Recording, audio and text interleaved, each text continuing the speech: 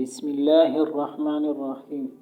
واقعہ نمبر 12، نمازی کو مجنون کی تنبیہ۔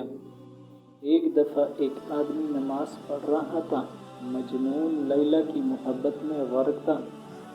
وہ اسی مدہوشی میں اس نمازی کے سامنے سے گزر گیا۔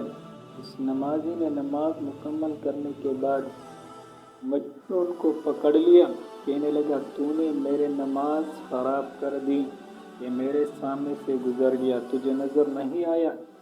اس نے کہا، خدا کے بندے، میں مخلوق کی محبت میں گرفتار ہوں، مگر وہ محبت اتنی غالب آئی کہ مجھے یہ پتہ نہیں چلا کہ میں کسی کے سامنے سے گزر رہا ہوں، اور تو خالق کی محبت میں گرفتار ہے۔